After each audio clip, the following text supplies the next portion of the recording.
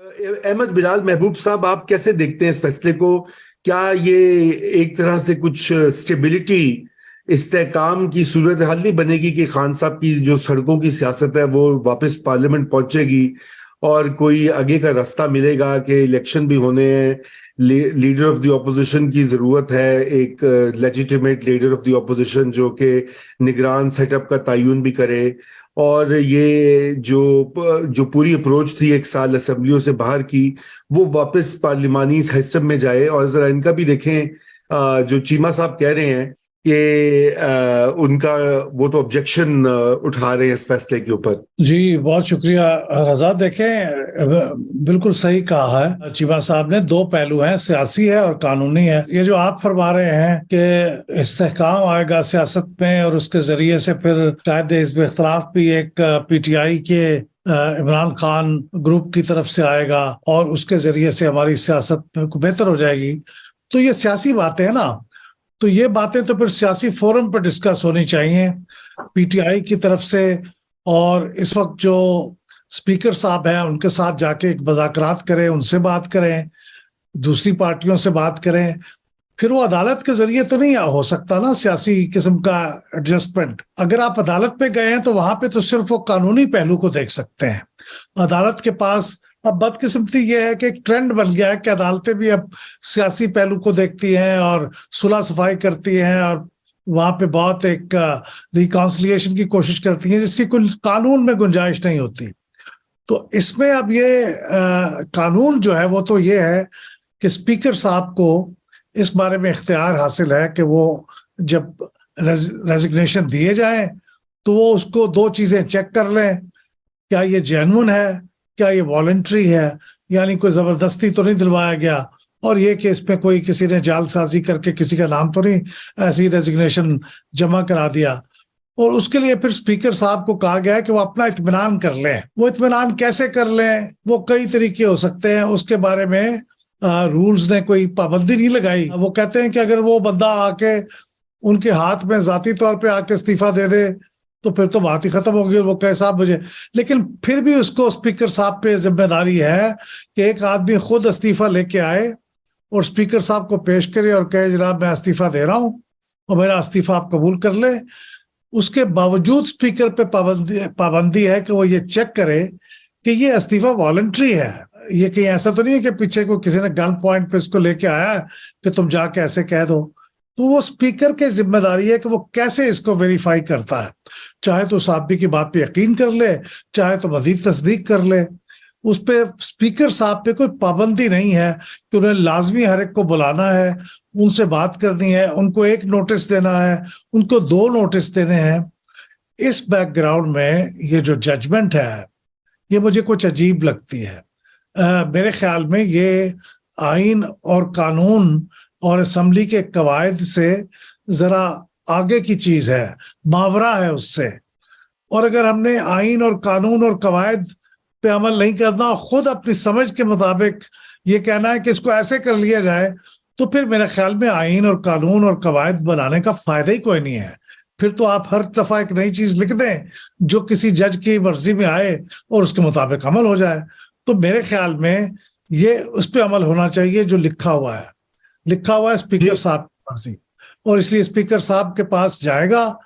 اب ان کو یہ ڈائریکٹ کر رہے ہیں کہ آپ دو نوٹس دیں، یعنی یہ تو بالکل بچوں والی بات ہو گئی کہ بچوں کو کہا جا رہا ہے آپ نے ایک نوٹس نہیں دینا، دو نوٹس دینے ہیں۔ یہ کہاں سے آ گئے دو نوٹس؟ یہ کہیں لکھا ہوا ہے؟ دو کیوں، تین کیوں نہیں، چار کیوں نہیں؟ تو میں سمجھتا ہوں کہ یہ بالکل جو ججمنٹ ہے یہ درست نہیں ہے۔ یہ اسپیکر صاحب کا فیصلہ ہے، اس فیصلے پہ انہوں نے فیصلہ کر چکے ہیں، اس فیصلے کے بعد وہ نوٹیفائی بھی کر چکے ہیں، پھر الیکشن کمیشن کے پاس بھی جا چکا ہے، الیکشن کمیشن بھی نوٹیفائی کر چکا ہے، پھر انہوں نے اس کے بائی الیکشنز کے اوپر اسٹے آرڈر دیا ہوا ہے۔ تو یہ سارا کچھ میرے خیال میں درست بات نہیں ہے۔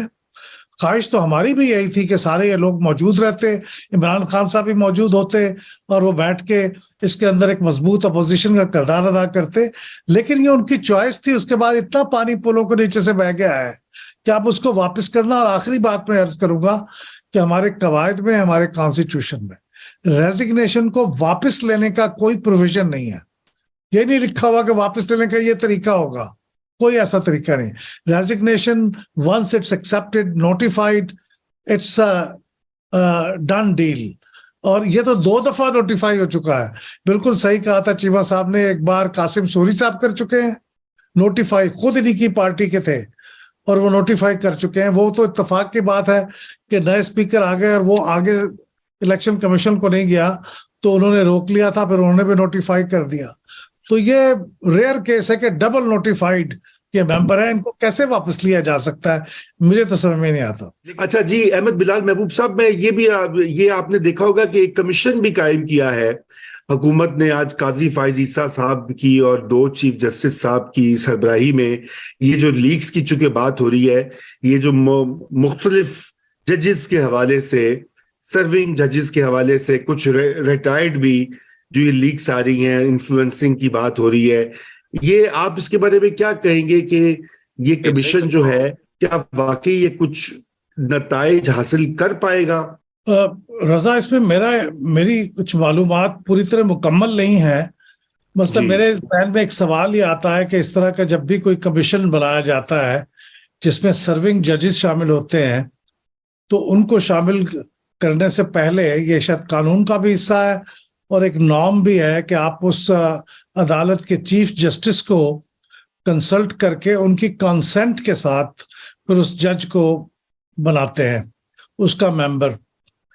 اب اس معاملے میں ایک خاص بات یہ ہے کہ یہ چیف جسٹس صاحب خود بھی اس میں انوالوڈ ہے, لیکن میں سمجھتا ہوں کہ چیف جسٹس صاحب اگر انوالو ہوں بھی تو بھی یہ جو ریکوائرمنٹ ہے, کیونکہ کئی چیزیں ایسی چیف جسٹس صاحب کرتے ہیں جن میں وہ خود انوالو ہوتے ہیں. مثال کے طور سے ابھی جو قانون ہے سپریم کورٹ کے پریکٹسز کا قانون, اس میں بھی چونکہ وہ براہ راست ان کے مفادات کا سوال ہے کہ وہ بینچ بنائیں گے یا نہیں بنائیں گے, کیا ان کو اختیار حاصل ہوگا یا نہیں ہوگا. لیکن اس کے باوجود وہ اس بینچ کی سربراہی کر رہے تھے جس نے یہ فیصلہ کیا 8 رکنی بینچ نے کہ ان کو یہ موقع کہ اس کو سسپینڈ کر دیا جائے اس قانون کو.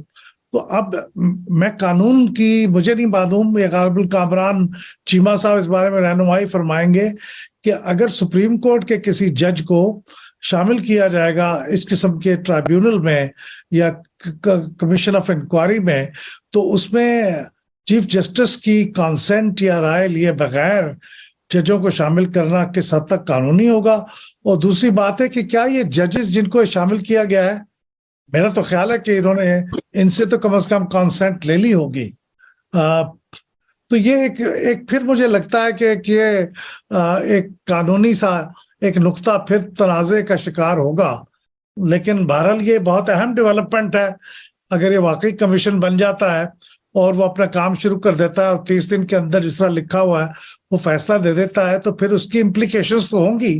اس کے نتیجے میں پھر ظاہر ہے قانونی کارروائی کرنا وہ ذرا مشکل ہو جائے گا, کہ یہ ممکن ہو جائے گا کہ یہ باتیں کس طرح سے ہو رہی ہیں, کس طرح سے انفلوئنس کر رہی ہیں.